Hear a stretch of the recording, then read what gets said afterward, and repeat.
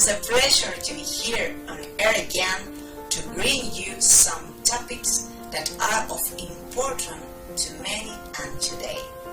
Hi Victoria, I was thinking about something that affects everyone sooner or later in life, and that is, how can we deal with suffering in our lives? Hi Ursula. Well, it's a very important question, and the thing is that I am going to start a little bit around the question, okay? It's an intrinsic truth that nobody can deny anymore, that we have physical, mental, and spiritual part in us, and that is a human being, physical, mental, and spiritual. So to be healthy, we know that we have to take care of the physical, and it's beyond just to make exercises. I am going to take it not on the medical terms, but more on the well-being, because that is your question, right? So to be physically in a state of well-being has to be that we have to sleep at least 7 hours. We have to be outside, move, because if you don't move, my mother used to say that if I sit down, I will die. So she was moving until the last day that she was living, and that is something that is very true. The sitting down that we do in our society, I don't mean that you have to go to the gym, but go out, go in the fresh air, go to nature, go 5 minutes outside, stand up a little bit, stop on looking at the mobile or the television, and do some moving. It can take, go out just 5 minutes in the morning, 5 minutes in the evening, dance, things like that, eat properly. All these things are the physical part. The mental part is very important, and is one of the main reasons why we suffer. It means that our thoughts are the ones that are dominating our life. Either are we living in the past, and that means we are, well, sometimes I hope more than often we think about nice things, but how many times do you take yourself and thinking about the negatives, or what the other person said to you, or how did I did it yesterday, what are they thinking about me? And you know, if somebody, let's say that you go to the supermarket, that somebody is not so nice with you, or is improperly, or just grotesque, or whatever, that person probably has for long forgotten about the episode, but you continue thinking about it. So the past is taking over you and is making you sick, because I'm not going to go again, like I said, in the medical part and how that affects our body, our endorphins, our system, our hormonal system, but it's a fact. Another thing that is very important to remember is that if you let your thoughts going just like a horse, just galloping, you don't have any control. You don't know what you are thinking. It's just like noise. And I know that you are a musician. You know that in music, if you see a partiture, it's very, very important to respect what? The space between notes, right? Because if you just make no, you don't listen music, you listen noise. Yeah. Arthur Rubinstein, that he was one of my favorites when I love piano. He was really a master in that. The silence between, right? You know that it was wonderful the way that he played. And I saw him playing in San Francisco, and it was, wow, what is this man doing?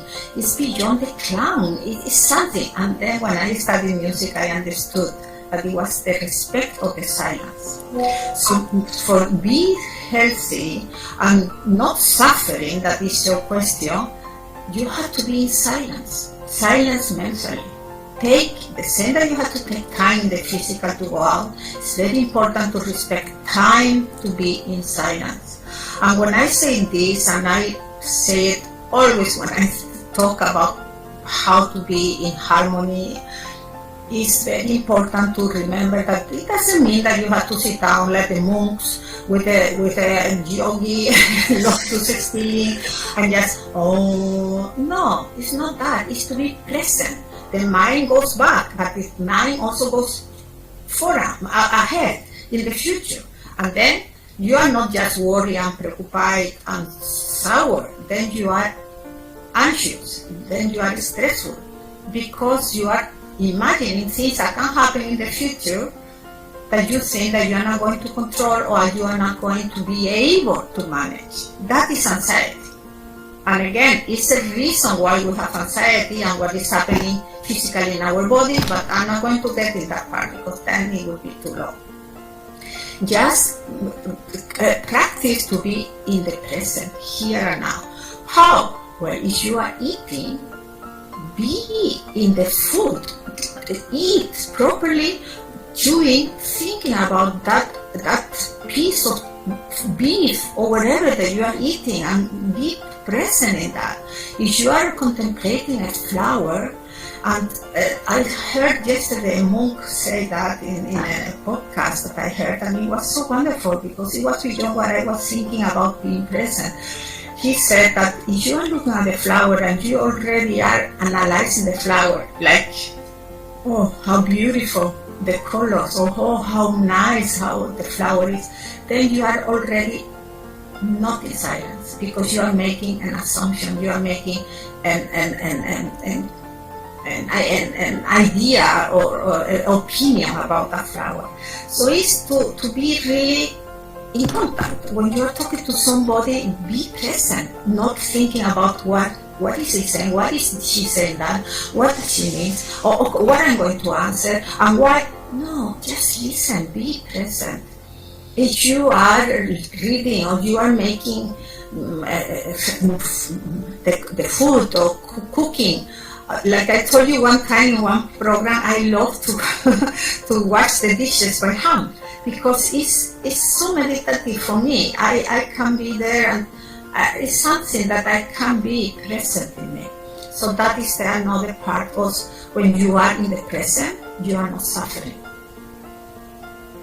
And then it's the spiritual part. What you focus on, it will be your reality. Spiritu means spirit is everything that is outside the physical body. It's a vibration. And we know beyond doubt that we are vibrational beings.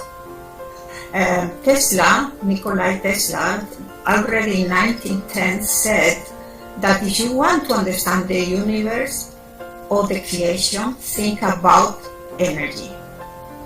And now the neuroscience, the physical, the medicine, the philosophy, the spirituality, the religions, everybody agree that we are electromagnetic field. We are vibrational beings.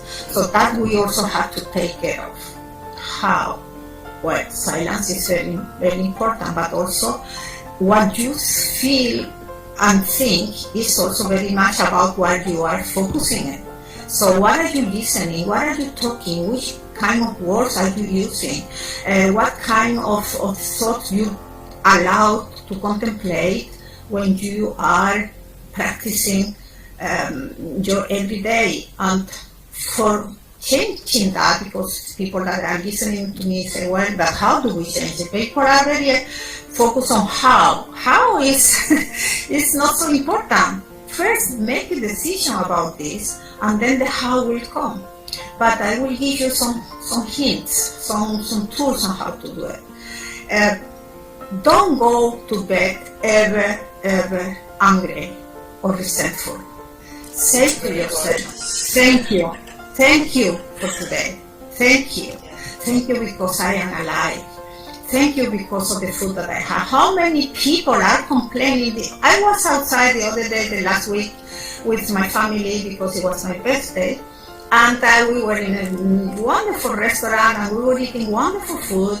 And I said thank you because they invited me. And when I said, oh, it was everything so good and so nice, and I really mean it. I don't do or say things that I don't feel it, because you will notice if it's truth or not.